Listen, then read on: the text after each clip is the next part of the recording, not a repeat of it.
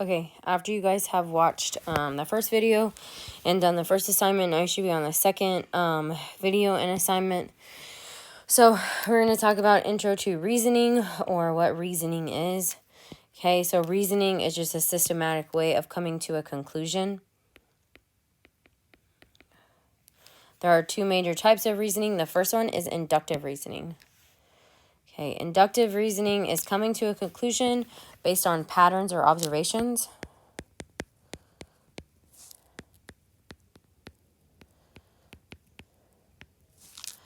Okay, so it starts with something very specific. Okay, and it goes to just a general statement.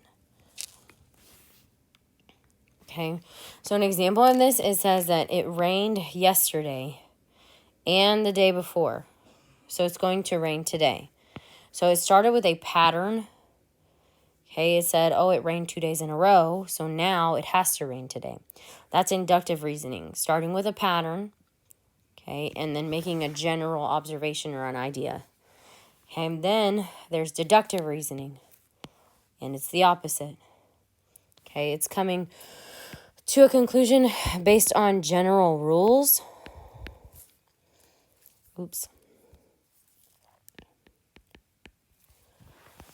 Okay, it starts with a general or a broad idea.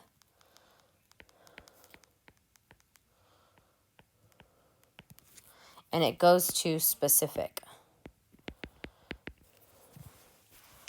Okay, so when you look at this one, in this example, it says all humans.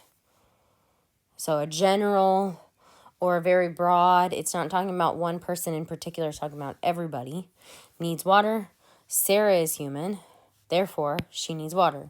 So it started with someone, it started with everybody, and then it went to someone very specific. Okay, so when we look at this one, these examples, it says identify the scenario.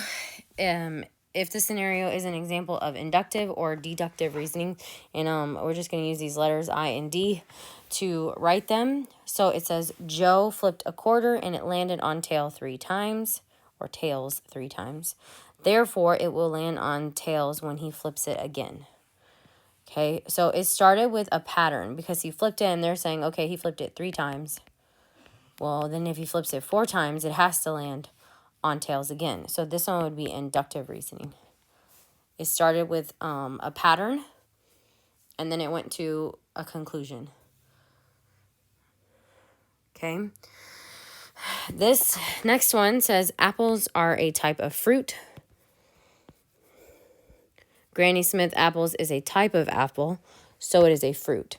So it started with a general idea or conclusion that all apples are a type of fruit, and then it went to very specific, talking about just the type of Granny Smith apple. So this one is deductive reasoning.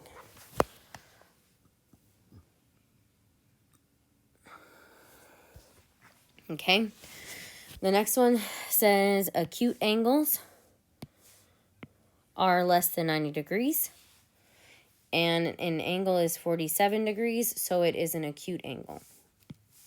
So it started with all acute angles, so a general. And then it's talking about very specific 47 degrees.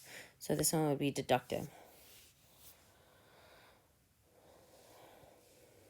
Okay, and then the last one, it says Julie is from Sweden and has blonde hair. Therefore, all people from Sweden have blonde hair. It starts very specific, talking about just one person, talking about Julie. And then it says all, which is a general, talking about all people in general. Then if we're looking at specific to general, that is inductive reasoning. Okay, so the front of that second assignment that you guys are doing is all about inductive reasoning, or not inductive reasoning, all of the reasonings. Okay, you guys don't have to do number 4. Okay, and then we will look at the back of the notes. So this one talks about having a conjecture or a counterexample. So a conjecture is a conclusion that is formed using inductive reasoning.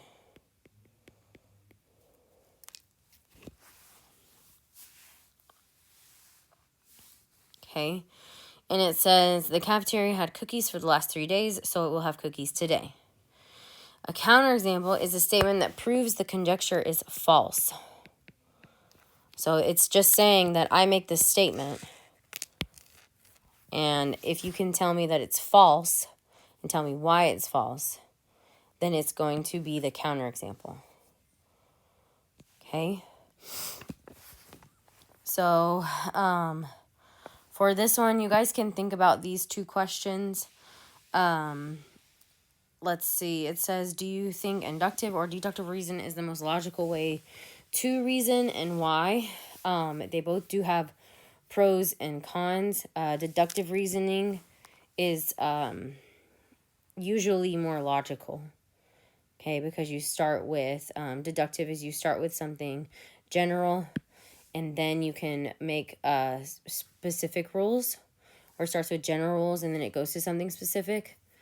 Okay, and then it says, when using inductive reasoning, is the conclusion always true? What about deductive reasonings? So they both can have false conclusions. It's just you have to be able to prove, are they false or not? Okay, so we are going to give a counterexample for the following conjecture. It says, if an animal has stripes, it is a tiger. So you have to think about it. Say, what animal or what animals have stripes? Is it only tigers? And I would say no, because you could say like a zebra has stripes and it is an animal. So this would be a counterexample. Okay. Next one says, give a counterexample for the following conjecture. If a number is squared, the result must be greater than 1. So if you think about it, you ask yourself, are there any numbers that I can square that it would be less than 1? And a counterexample of this one would be if you did 0 squared. Now, if you clicked in your calculator 0 times 0, it's 0, and that's less than 1. So this would be a counterexample. Okay. We're not going to create today. So on the back of the assignment, you don't have to do number 3 or 7. Okay, make sure you guys get this assignment completed and turned in. You must have both of them turned in order to get credit for today.